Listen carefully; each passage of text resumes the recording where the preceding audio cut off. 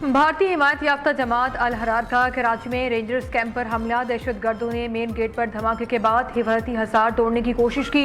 Rangers ने फौरी जवाब देते हुए ख्वारिज के मजमूम अज़ाइम को नाकाम बना दिया। ISPR के मुताबिक जवाबी कार्रवाई में 3 खारजी हलाक, 1 को जख्मी हालत में गिरफ्तार किया गया। दहशतगर्दों से लड़ते हुए 3 जवान शहीद, 4 जख्मी हुए। हमले में शहीद रेंजर्स के जवानों की नमाज जनाजा अदा। विफाकी वज़ीर दाखिला मोहसिन नकवी, गवर्नर सिंध निहाल हाशमी, वज़ीर आला मुराद अली शाह, DG रेंजर्स की शिरकत। मोहसिन नकवी ने कहा, दहशतगर्दी का वाक़या इंतहाई अफसोसनाक है, इसका हिसाब लिया जाएगा।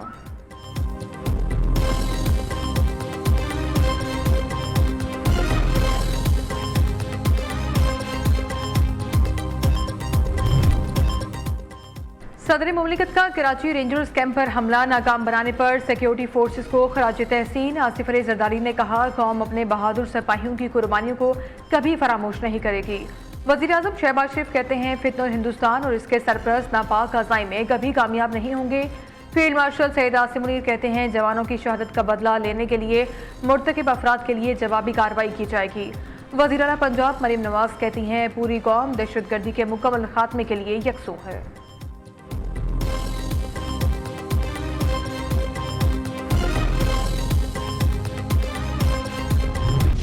जंग बंदी के बावजूद अमेरिका का दूसरे दिन भी ईरान पर हमला। अमेरिकी सेंट्रल कमांड के मुताबिक आबने हुर्मुज़ पर पनामा के परचम बरदार तिजारती जहाज पर ईरानी ड्रोन हमले के जवाब में कार्रवाई की गई। ईरानी फौज के निगरानी के निज़ाम, मवासलाती निज़ाम, फ़ज़ाई दिफाई तनसीबात को निशाना बनाया गया। ईरान के ड्रोन और बारूदी सुरंगों के ज़ख़ीरों को भी निशाना बनाया। दूसरी जानिब ईरान की जवाबी कार्रवाई, कुवैत और बहरीन में अमरीकी अड्डों पर मिसाइल और ड्रोन हमले, 8 अहम तनसीबात तबाह करने का दावा। पासरान इनकलाब के मुताबिक ये अमेरिका की हालिया फौजी कार्रवाइयों का फैसला कुन जवाब है। ईरानी नेवी और एरोस्पेस फोर्स ने मुश्तरका तौर पर अमरीकी तनसीबात को निशाना बनाया। ईरान पर हमला इस्लामाबाद मफाहमती यादाश्त की शेख 1 के मनाफी है। इसके नतीजे में तमाम सिफारती अमल मुकम्मल तौर पर रोका जा सकता है।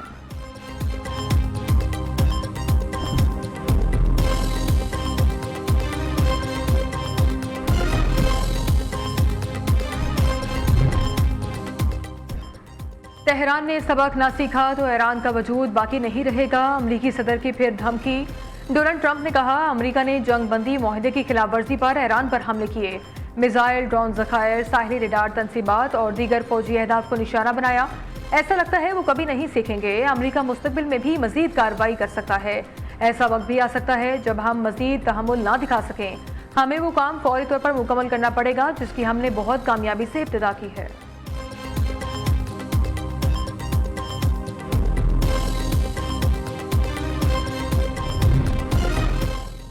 आइंदा 30 दिन तक आबने हुर्मुज़ मुकम्मल ईरानी कंट्रोल में रहेगी। किसी भी एक तरफा इकदाम से सूरत हाल मजीद खराब हो सकती है।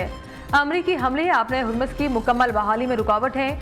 रुकावटें दूर होने के बाद आबने हुर्मुज़ में सूरत हाल मामूल पर आ जाएगी। इराक के साथ ताल्लुकात को मजीद वुसअत देने के लिए पुरअज़्म स्ट्रेटेजिक ताल्लुकात को बढ़ाना चाहते हैं। ईरानी वज़ीर खारजा अब्बास अराग़ची की बगदाद में इराकी हम मनसब के साथ प्रेस कॉन्फ्रेंस। इराकी वज़ीर खारजा फवाद हुसैन ने कहा, ईरान पर इसराइल और अमरीकी जाहिद की हमेशा मसम्मत की। ईरान अमरीका के दरमियान मफाहमती यादाश्त मस्बत इकदाम है। इस जंग को अब खत्म होना चाहिए। जंग का तसलसल पूरे खित्ते की तबाही का सबब बनेगा।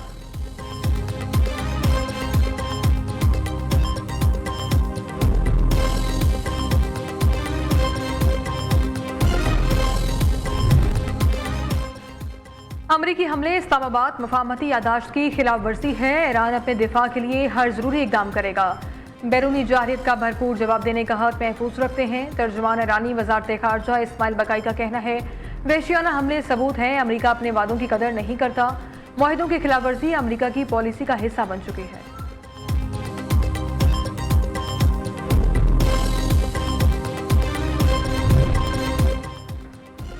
नायब वज़ीर आज़म इसहाक़ डार का बहरीन के वज़ीर खारजा से टेलीफोनिक राबता। इस्लामाबाद MOU पर दस्तखत के बाद इलाकाई सूरत हाल पर तबादला ख्याल। डॉक्टर अब्दुल लतीफ़ बिन राशिद अल ज़ियानी ने इलाकाई अमन व इस्तेहकाम के लिए पाकिस्तान के तामीरी किरदार को सराहा।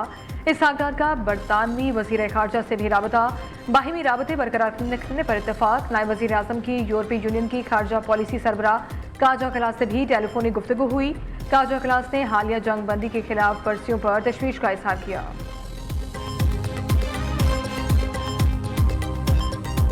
इस दफ़ा क्योंकि खाम तेल के अंदर तो गिरावट आई है, पर पेट्रोल और डीजल की कीमत आज भी जो जंग शुरू करने वाली सतह से ऊपर है। तकरीबन $15 का पेट्रोल में फर्क है। पर जिस तरह से बैनुल अक़वामी मंडी के अंदर ये कीमतें गिरावट का शिकार होंगी, गिरेंगी, और खाम तेल को फॉलो करती हुई जो पेट्रोल का प्लेट्स है वो $76 की सतह के ऊपर जो जंग से पहले था आता है, डीजल का प्लेट्स जो $90 के ऊपर था वापस आता है। तो इंशाअल्लाह ताला पेट्रोल पंपों के ऊपर भी वही कीमतें होंगी जो जंग से पहले होती थी।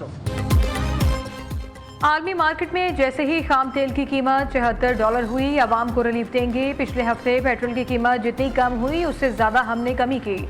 कुछ अनासर पेट्रोलियम मसनूआत की कीमतों पर लोगों को गुमराह कर रहे हैं। वफाकी वजीर पेट्रोलियम अली परवेज मलिक का कहना है, ईरान से सस्ता तेल और गैस खरीदने पर गौर कर रहे हैं। आलमी सतह पर किए गए मुआहदों पर रहते हुए आगे चलेंगे।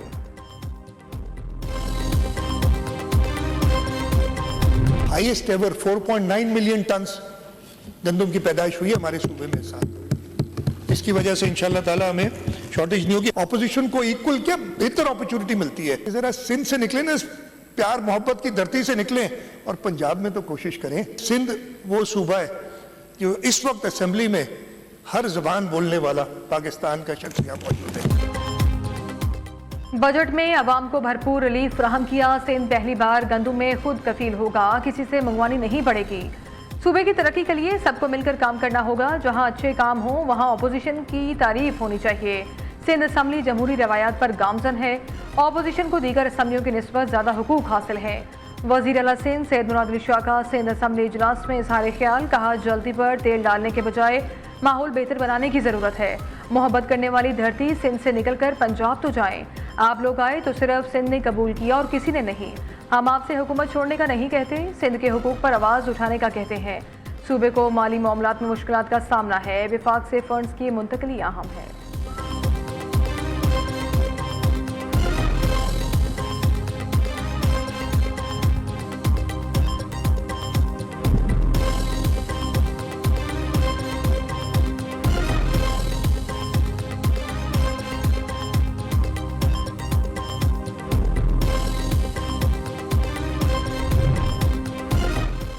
पीपल्स पार्टी से इलेक्टेबल्स अलग हो जाएं तो सिंध हुकूमत खत्म हो सकती है। मसाइल के हल के लिए हुकूमत को तकारीर नहीं, वाज़ेह पॉलिसी देनी चाहिए। बजट पर तनकीद का मकसद अवामी मसाइल की निशानदेही और बेहतर तजावीज़ देना है। Opposition leader Sindh assembly Ali Khurshidi कहते हैं, लाहौर की तरक्की का मवाजना कराची से करना दुरुस्त नहीं। हर शहर के मसाइल अलग हैं। तरक्की उसी वक्त मुमकिन है जब मकामी हुकूमतों को माली और इंतजामी खुद मुख्तारी दी जाए।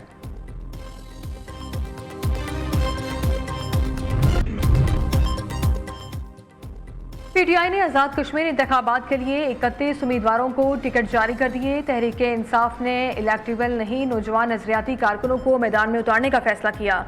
सदर पीटीआई आज़ाद कश्मीर सरदार अब्दुल कयूम नियाजी ने पार्लिमानी बोर्ड सिफारिशात चेयरमैन बैरिस्टर गोहर को भिजवा दी।